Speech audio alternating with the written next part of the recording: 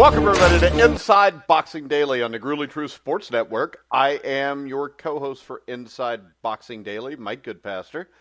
And right now, since I forgot to mention it, we are brought to you by the Sheridan Report and the Retired Boxers Foundation. And I want to introduce my co-host, Jeremiah Preisser. How you doing, Jeremiah? I am always good when I get to talk boxing, especially with you, Mike. Let's talk. Oh, you're so sweet. Let's start off with Billy Joe Saunders, who was offered a big money deal to face WBO middleweight champion Demetrius Andrade, followed by a huge fight against Saul Canelo Alvarez if he won. He turned it down in order to fight Shifat Isufi at super middleweight, according to Matchroom promoter Eddie Hearn. Now, why would you fight Shifat Isufi when you could have had Andrade and Canelo possibly back-to-back for huge money? And to throw a wrench in all this is now Gilberto Ramirez is saying that he's not vacating the title, that he's just going to go take a little vacation up at light heavyweight before he comes back down. Yeah, I don't know. My thinking is that Saunders is just not that confident of his ability. And it's not so much his ability. I just think he knows that he doesn't have his shit together when it comes to training. I mean, he's constantly fluctuating in weight. I mean, how many fights has he delayed or, had to put back for some reason already? I mean, to me, there's a recurring theme here, and it's just that Billy Joe Saunders is not as committed to the sport as he should be. And that's just what I'm getting out of it. But it is kind of funny that wrench has been thrown in with Gilberto Ramirez, because, Saunders was banking on a fairly easy fight with Shifat, and then he can make you said that's what he's going to be known by from now on, so that's what I'm rolling with too. Oh, no, it's just, but I think it's funny when you say Shifat. We'll get in all kind of trouble from the social justice warriors. Go ahead. All right, well, good thing boxing isn't much of their sport, but no, I mean, he was banking on an easy fight with Shifat, and then he could make some, bullshit claim about being a 2-division champion and whatnot. I just don't think he has it together. I don't think he thinks he has it together. Again, that's why his last fight was at, I think technically cruiserweight. I don't know. I think he weighed 178. For that fight. I mean, that just tells you that this is not a guy who is dedicated all year round, because middleweights who are dedicated they're not getting that high in weight. So it's just one of those things. He's just blowing things and messing up his career, and he's not taking the correct path, and he's paying for it. But you know what? If you're not going to dedicate yourself to a sport as difficult as this, you deserve to lose out on paydays like that. You deserve to lose out on big fights. And, it's like a lot of these modern fighters.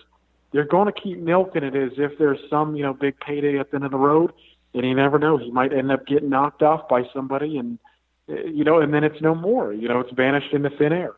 Yeah, and I think the biggest problem here is Andrade can fight a little bit. Saunders has beat the likes of David Lemieux, Charles Adamu, Willie Monroe, Artur Akavov, and, of course, the immortal Chris Eubank Jr. So I would say that he has no business being in the ring with Andrade, let alone Canelo Alvarez. Yeah, well, I mean, that's my thing is Saunders is indicative of what so many modern title holders are. And, again, what I say on the show so often, an indicator that the sport needs to be changed. I mean, this is a guy who really his resume is resting on. I mean, I liked his earlier stuff when he was taking. He took a number of zeros from guys. I think Jared Fletcher, Chris Eubank Jr., and I know there was another one that I seem to be missing here. So like a lot of guys, he showed some fire early on, but since he won his alphabet trinket, he seems to be milking it a bit. I mean, this is a guy who a lot of us thought granted he stayed in shape, would be a decent styles matchup for some of the better guys. But he's just not keeping it together. And again, he deserves to lose out on some of these paydays if this is the route he's going to take. But I mean, I'd like to see him versus Andrade. I mean, it's two southpaws. It's not going to be a fun fight, but it would just add some clarity to things and, see if Andrade's really as good as people say is, and, if Saunders could keep it all together. But, if he's missing out on the Alvarez fight, I'm not too worried about it at this point because I don't think a guy like Golovkin or Alvarez is all that worried about it because Andrade has that alphabet trinket. So for me, it seems as if Andrade would be more in the sights of a guy like Golovkin or Alvarez than Saunders would be now. Yeah, and if you want to talk about another guy who hasn't really proven anything yet, he's protected, who we just brought up, Gilberto Ramirez. He will be fighting as the chief support on a fight we'll talk about in a minute, Vasil Lomachenko against Anthony Corolla at the Staples Center on April the 12th. And, I mean, do you think that there needs to be a rule created for champions to decide that they want to test the waters moving up weight?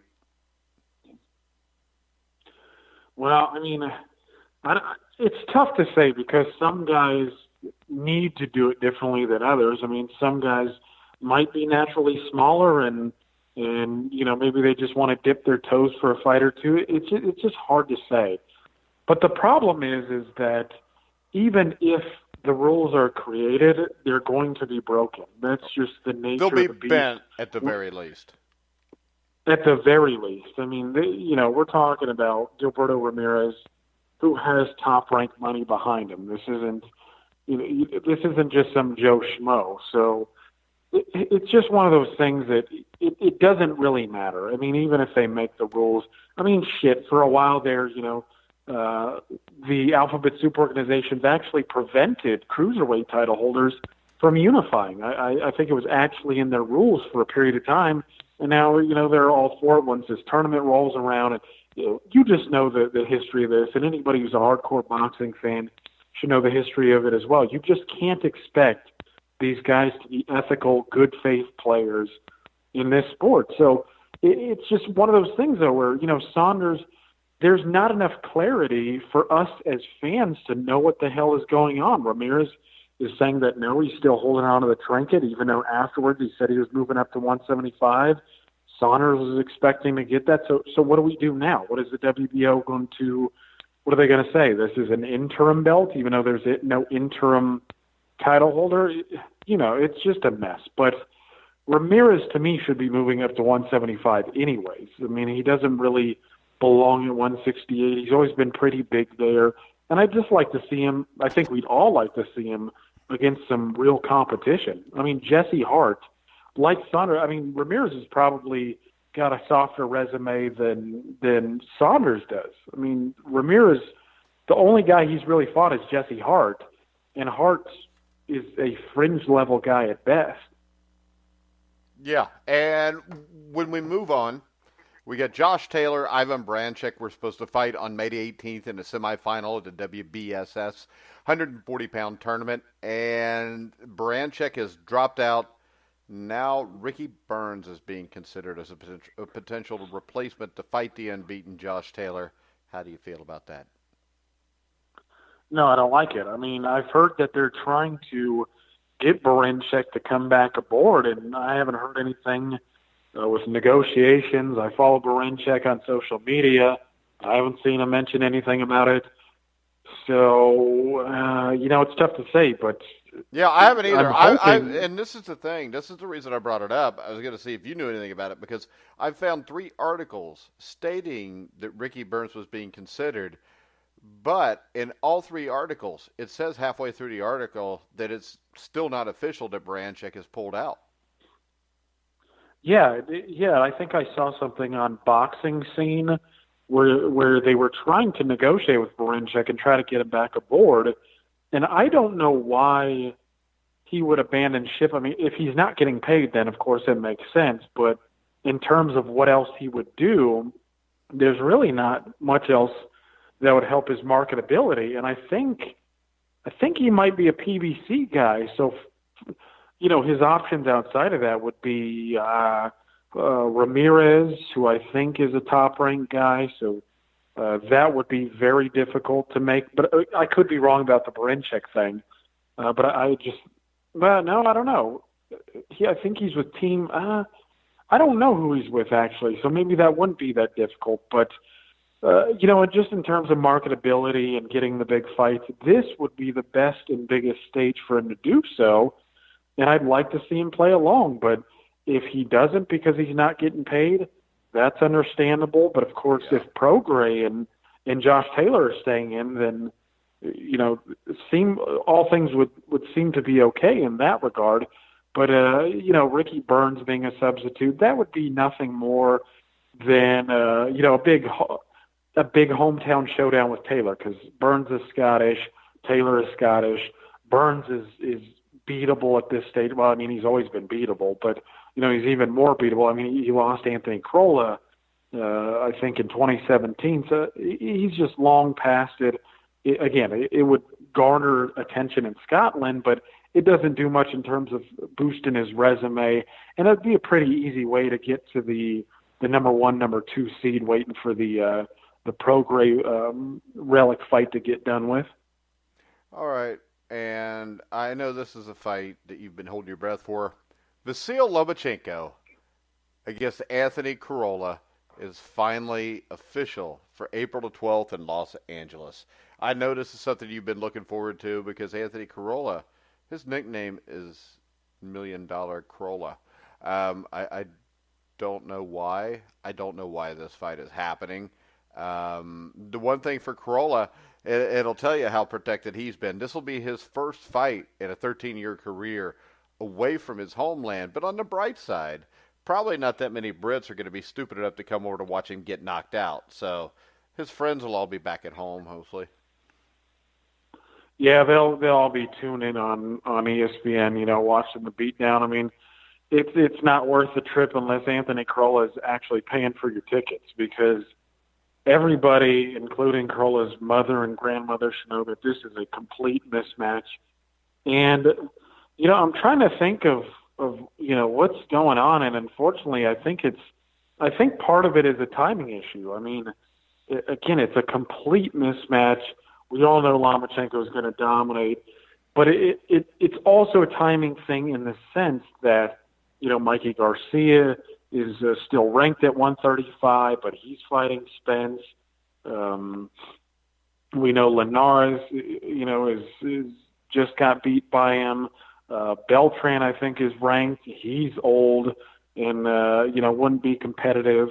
Lopez and Haney, they're a bit young, though I think with Top Rank, even though a lot of fans believe that Lopez would probably be one of the better options for Lomachenko, I think Top Rank is going to play that cool just for a little bit, so they can get have Lopez. To. You got to make it bigger than what it is right now. A year from now, that's a huge fight, I think. Yeah, exactly. I mean, I think they would like to get Lopez an alphabet trinket beforehand if they can. Lopez is a talented guy, and Top Rank has both of these guys under their promotional banner, so they have to be smart in the way they move them. So we can't expect that fight. I don't think we can expect that fight this year, though. A lot of fans would like it. But you just look at the landscape. Richard Comey is injured. Robert Easter is PBC, so that means that fight's not going to be made, just because of political associations. I mean, really the only guy in the top 10 who is available right now is, unfortunately, Anthony Crolla and Luke Campbell. And I would have much preferred Luke Campbell because I think he's got more talent. I think he's got bigger upside than Crolla. I think he would beat Crolla. But I think Eddie Hearn is he's trying to play his hands right. So Anthony Crolla, again, I think he sees what I see. I think he sees that Campbell is a potential bigger sale. I think he's fresher. Again, I think he's more talented. So I think Hearn is trying to maneuver Luke Campbell into a more favorable position to earn a trinket. Whereas Crolla, I think he feels is just dispensable at this point, and he could get a little money off of him. So that's just how I see things. I mean, it's really unfortunate that we're not getting the best of the best. And I wouldn't mind seeing Tank Davis, of course, or, Miguel Burchelt, who is also available. But, of course, he holds some trinket at 130, so it's unlikely that he's going to give it up just to move up and fight somebody as good as Lomachenko. So it's unfortunate. I mean, they really got to do a better job of getting these guys better opponents. But if Lomachenko fights 3 times a year, I can stand this as a potential filler fight. Granted, he gets 2 big names. I mean, I wouldn't mind if he fights Crolla, he gets Comey in the summer, and then maybe he gets Mikey Garcia in the winter. I could deal with that. Okay. I would like to tell you that just for shits and giggles, I just went on to Boxing News 24, and guess who has written another article? I hope it's our guy. Aragon Garcia, the biggest shill in professional boxing as a writer. Aragon Garcia, if you're there, if you're a real person, because I think this is really Mauricio Suleiman writing articles, and Aragon Garcia is his pen name, because this guy is a complete and utter moron. But here's the story, all right? Headline, Errol Spence Jr. versus Mikey Garcia to have WBC Diamond title at stake. All right? That's the Diamond title. Now, this is what Aragon writes about the illustrious Diamond title. The WBC Diamond belt can be defended by the winner if they choose to. Although some boxing fans are critical to WBC for putting them for them putting up one of their own titles for the Spence versus Garcia fight, there's nothing wrong with that. This is a history-making fight, and it makes perfectly good sense for WBC President Mauricio Suleiman to have his valuable WBC Diamond belt at stake in this fight. It's a prestigious belt, and it will be a great... This is how he writes. They obviously have no editors at Boxing News 24, so I'm telling everybody I can read. This is just what he wrote. It says, and it will be a great for the winner of the Spence versus Garcia fight to add that belt to their collection at the end of the night on March 16th. This is the ultimate prize in boxing.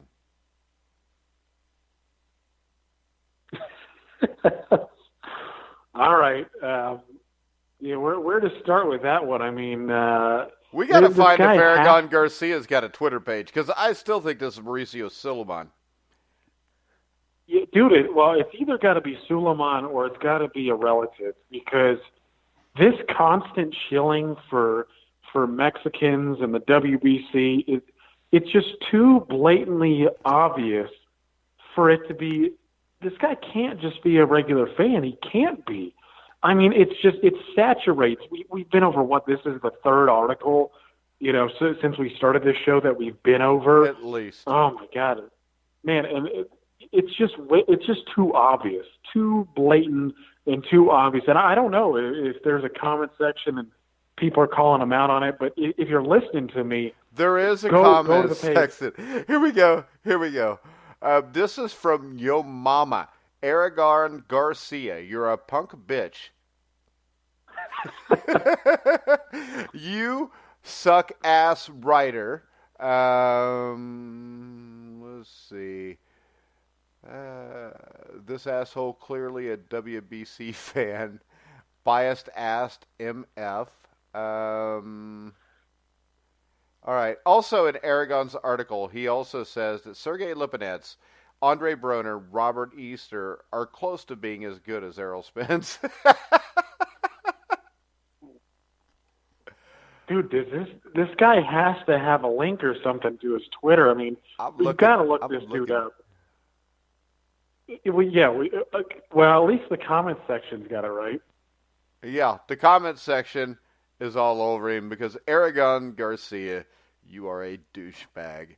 The biggest douchebag possibly in boxing as a writer. And that's saying a lot because Dan Raphael's still at ESPN. All right. Now Ellie Sackback is, I was going to say Ellie Sackback is still, peddling his nonsense, with the videos and whatnot. But Jesus, dude, this whole WBC, the title can be defended. And listen, follow the WBC. I've been over this a bunch. When you pay attention to the WBC, pay attention to their bias towards Mexican fighters. This is okay. So I want to put some of this into context here. So remember Jorge Linares used to be the WBC lightweight title holder. Well, they stripped Linares on some BS excuse saying that he was, he couldn't defend his belt in a timely manner or something. And again, it was not something where Linares was out for a long time. Well, then they let Hans Latichinen fight some like Italian no-hoper for the vacant belt, and then immediately they let Mikey Garcia get a shot at the guy. Okay, so this was all set up. It's all premeditated, and it's not uncommon for them to do so. And for a guy like Aragon to say, "Oh, well, this is a prestigious title," the title's like 2 years old. It's not a prestigious belt. It's just another adornment for these fighters. It's to older wear than that because the first winner of it, Aragon says, is what's that dude's name? Bernard Hopkins. So he won it. Oh, is that right? Well, we all know it's just a way of milking fighters of fees, and this guy's just constantly shilling for him. Those sort of guys need to be, booed out of the sport. It's not worth having guys like that around. All right. Now, we talked last week about Tyson Fury signing with ESPN, and today I'm going to give this to Chris Henderson because it's the first person I saw report it, that they were close to signing a deal possibly with Deontay Wilder. Now, what's your initial thoughts with possibly Deontay Wilder going this route? Well, I think that would be a big blow to PBC because, that's the heavyweight they've been hanging their hat on for a while now. And, if he has also said that he's a promotional free agent, because that is sort of the thing, where PBC is an Al Heyman gig, but Al Heyman's role is as a manager, so he is not allowed to be a promoter as well. That goes against the Muhammad Ali Act. So I did see Chris Henderson's post, and, credit to him. He keeps us up to date on a lot of this stuff. If it comes off, then, people can stop hyperventilating about, the rematch not getting done, because it most certainly will if they're both for ESPN. Of course, it might not get done immediately, but it will certainly get done if they're both with ESPN. And I know he said also that big numbers are being floated around. I think with Tyson Fury's deal is he's getting a lot of money, but I've also heard that there are a lot of stipulations in these contracts where he might not get a penny. He's got to honor his commitment and honor the contract to get, to see what he signed up on the dotted line for. So it would likely be the same thing for Deontay Wilder. And, if it comes true, it's all going to be for the rematch. They're all going to try to make as much money as they possibly can for that. And, I don't know. I'm thinking about it from ESPN's point of view. It might be a smart move. I mean, if Deontay Wilder wins, all right, well, he's going to be a pretty well-known American heavyweight, and if Tyson Fury wins, well, like I've said in the past, he's got good marketability in the USA because he's Irish. He can go on about all this gypsy nonsense, but, to Americans, he's Irish, right? He's an Irish traveler. People are going to identify him more as that than, this gypsy stuff.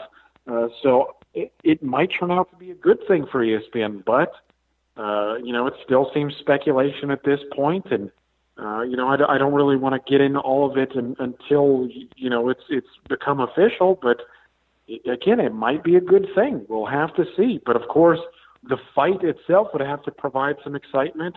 You never know how it would turn out. Fury might be even more on top of his game, and Wilder doesn't score any knockdowns, so, there's a lot less drama. So there's a lot of pitfalls when it comes to boxing, when it comes to the heavyweight division. So just going to have to wait and see how this one pans out. All right. On this day, Jeremiah. Yeah, on this day, there were actually a number of them.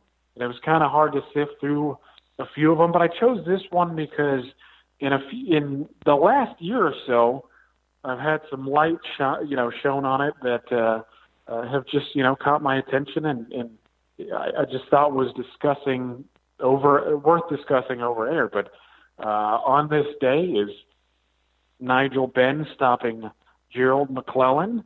And I know for, a lot of British fans, this was a huge victory. Gerald McClellan was viewed as a pound-for-pounder. If I'm not mistaken, he was pound-for-pound number 4 going into this fight. And it was just he couldn't make 160 pounds anymore, so he moved up to 168. And actually, I'd heard this from Rick Glazer's page that Gerald McClellan had put on the most weight after a weigh-in that he had ever seen. And apparently, I haven't seen any confirmation of this, but apparently Gerald McClellan, when he fought Julian Jackson, he went from 160 to 198 pounds in just a day's time. And so that would seem to make some sense that he would have to move up a division because it doesn't seem like your body's going to take that for a whole lot longer. But the fight itself, obviously there's a little controversy surrounding it. McClellan knocked Ben down in the first round. Some people seem to believe that it was a bit of a long count and that the ref was favorable to Nigel Benn. If you accept that, that's fine. But, you also have to note that Nigel Benn showed a ton of heart in that fight. What? What about the steroids? Yeah, so a little bit of what I've heard, and I just want to go over the fight itself real quick because you do got to give Nigel Benn a ton of credit. Oh yeah, for grinding. That was a great fight. It was, yeah, it was a damn good fight. Nigel Benn took some bombs from a big puncher on the chin, and again, he waded through all the controversy and all the tough stuff and got the job done. And it was, a big victory for him, and you got to credit him also because Ben was willing to fight a top American, and whereas Eubank Sr. was not willing to do that. So give him credit there. But some of the more interesting stuff I've heard surrounding this, and maybe we'll invite the guy on and have him talk about it a little bit. I can't remember his name, but it's going to be hard to invite him on if you can't remember his name, Jeremiah. Yeah, I know, but I actually saved the Rick Glazer post so I could sift through it in the past. But his name was Thaddeus something, and I'll try to get him on and he'll discuss this at length. But from what he was saying is that Gerald McClellan had been abusing steroids, in an effort to cut weight, and the reason he was able to gain so much weight afterwards was because your body, in a way, acts like a sponge when you pump yourself up on this stuff. So yeah. you put on a ton of weight, obviously an unnatural amount of weight, but it's also become, I think, clear that McClellan was suffering from serious headaches even before the fight. Now, this fella seems to think that Jackson was the one who set it off and that, he started experiencing bad headaches afterwards. But that seems to be pretty clear to me that he was suffering bad headaches leading up to that point. Yeah, kind of like Ernie Schaff and Primo Carnera, where most of the damage was, yeah. Yeah, right. Or, the Emil Griffith, Benny Parrott fight where, Parrott took a big beat down by Gene Fulmer beforehand, and then it just seems like afterwards he was a ticking time bomb.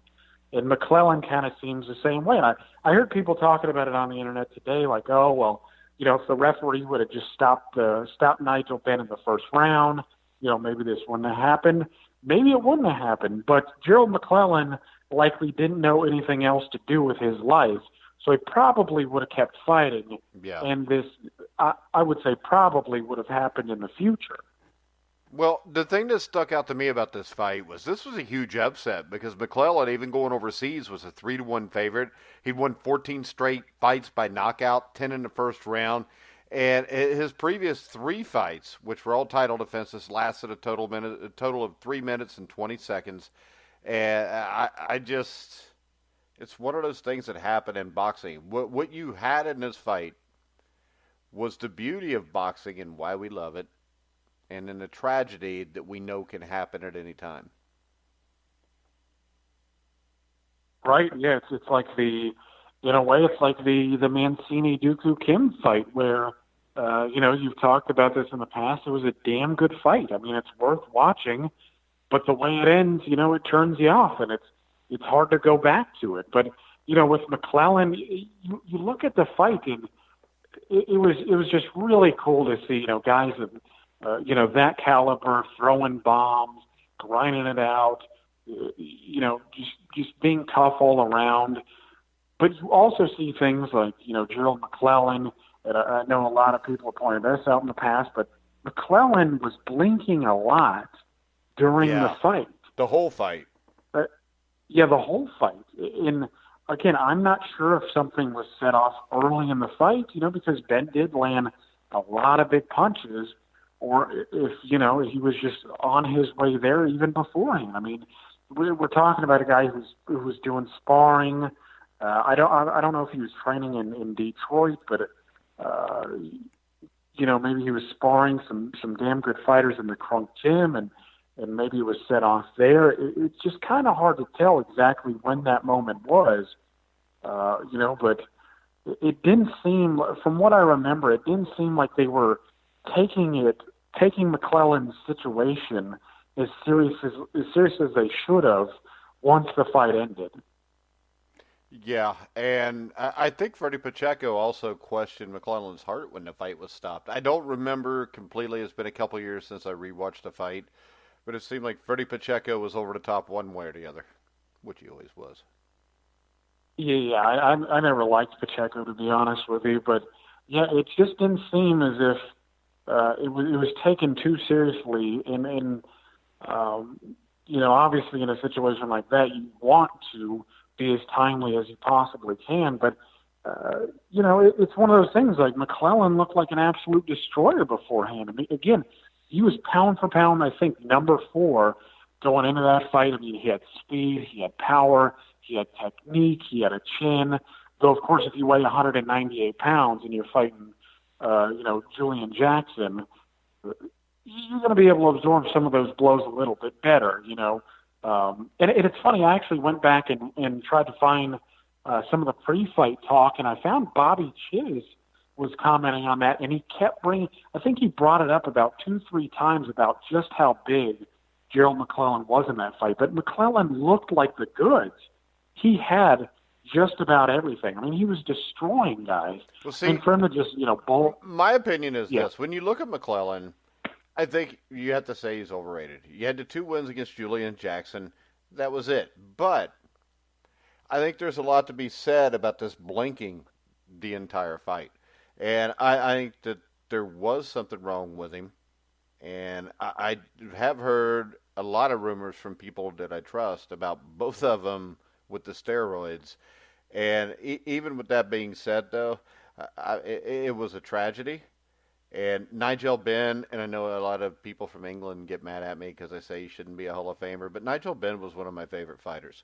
If Nigel Benn was fighting, just like Arturo Gatti, if they're fighting, I'm going to go watch it because I know it's going to be a hell of a fight, because Nigel Benn always gave everything in the ring.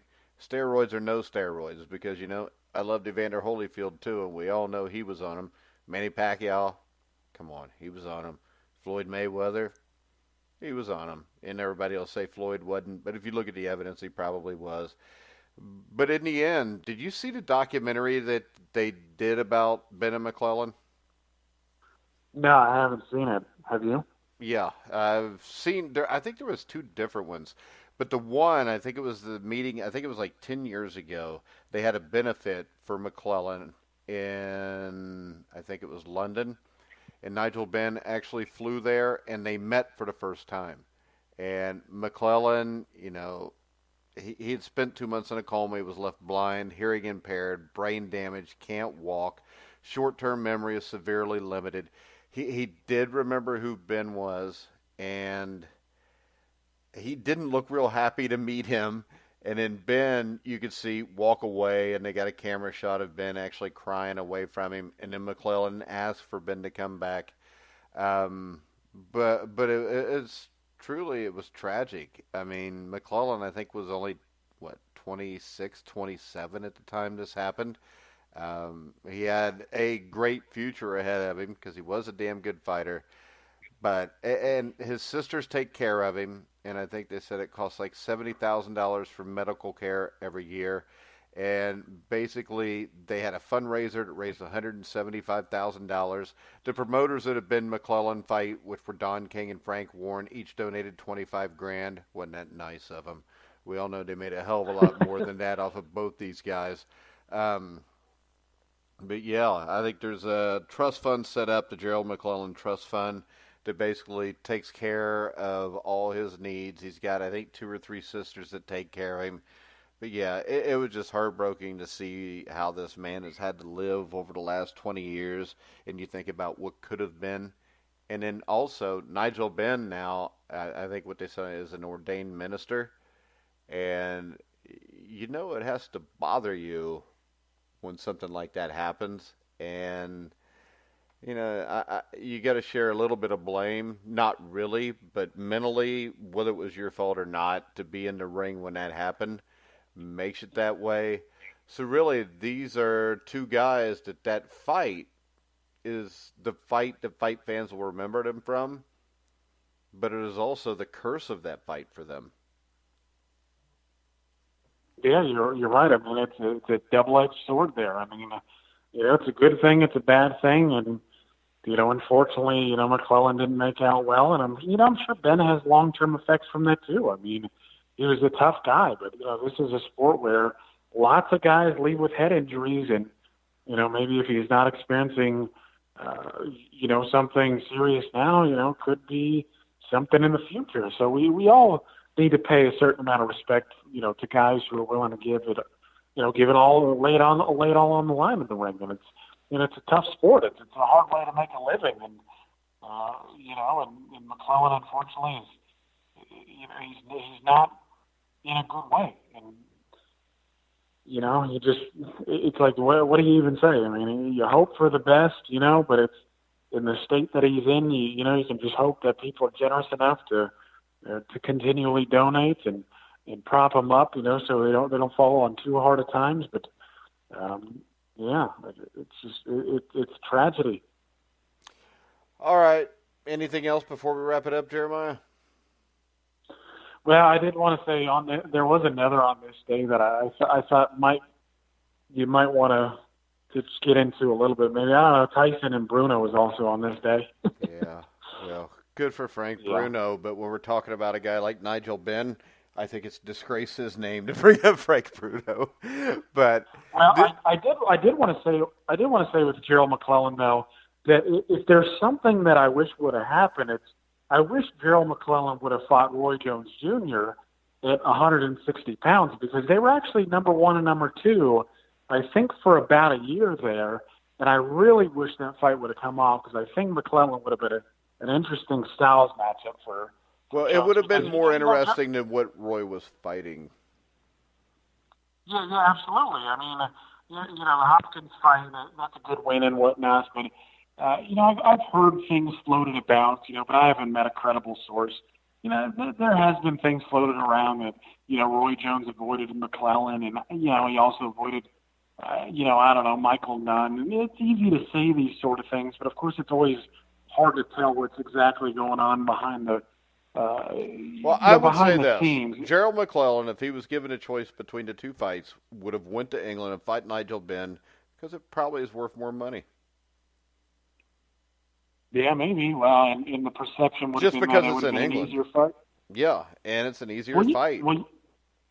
Yeah. Right. But no, it's just one of those misses. Go ahead.